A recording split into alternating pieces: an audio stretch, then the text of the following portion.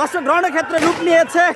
আর এনায়েতপুর আপনারা দেখছেন যে আসলে এই মুহূর্তে পুলিশ এবং স্থানীয় সম্ভবত তারা পরিচিত নেতাকর্মী তাদের সাথে সংঘর্ষ চলছে এবং এই মুহূর্তে আপনার গোলাগুলির শব্দ পাচ্ছেন যে পুলিশ আসলে ফাঁকা গুলি করছে এবং টিয়ার সেল নিক্ষেপ করছে এবং পুলিশের মাঝে এই মুহূর্তে পুলিশ এবং স্থানীয় নেতাকর্মীদের মাঝে আসলে রণক্ষেত্রে রূপ নিয়েছে এবং কিছুক্ষণ প্রায় ঘণ্টাখানিক ধরে আসলে এখানে ধাওয়া পাল্টা দেওয়ার ঘটনা ঘটছে। আমরা সরাসরি আপনার দেখানোর চেষ্টা করছি। আপনারা দেখছেন যে আসলে এখানে প্রায় আমরা এখন পর্যন্ত 2 জন পুলিশ আহত তথ্য পেয়েছি এবং 7 থেকে 8 জন আহতর তথ্য আমরা প্রাথমিক অবস্থায় পেয়েছি। আপনারা দেখছেন যে আসলে আবারও প্রায় 2 ঘন্টা ধরে চলছে এই ধাওয়া পাল্টা দেওয়ার ঘটনা। আপনারা দেখছেন যে আসলে পুলিশের সাথে স্থানীয় নেতাকর্মীদের মাঝে যে ধাওয়া পাল্টা দেওয়ার ঘটনাটি সেটি কিন্তু গত 2 ঘন্টা ধরে চলছে এবং পুলিশের দর্শক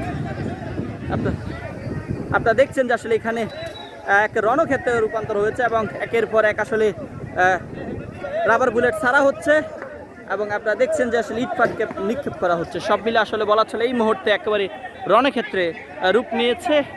আমরা একটু আপনাদের দেখানোর চেষ্টা করছি এনায়েতপুর থেকে এবং বৃষ্টির মতো ইট পাটকেল ছোড়া হচ্ছে। পুলিশ আসলে রাবার বুলেট এবং টিয়ার সেল নিক্ষেপ করছে এবং আবারও পুলিশ আবারও কিন্তু ধাওয়া দিচ্ছে এবং আপনারা দেখছেন যে আসলে পুলিশ কিন্তু আবারও ধাওয়া দিচ্ছে, যদিও তারা আবার দেখছেন যে আসলে ক্ষণে ক্ষণে গুলি করা হচ্ছে এবং আপনি দেখছেন যে আসলে একের পর এক গুলি করা হচ্ছে।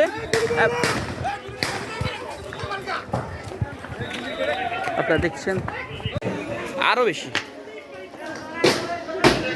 হেরা চারপাশে তো মারতেছে এই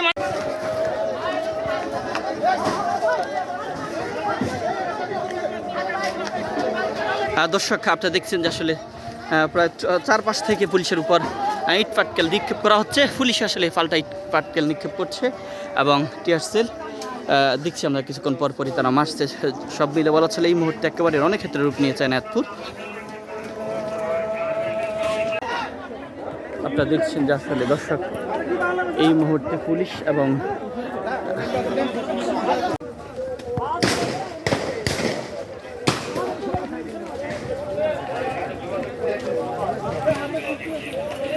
দর্শক আপনারা দেখছেন যে পুলিশ সদস্যরা এই মুহূর্তে ব্যাক করছে।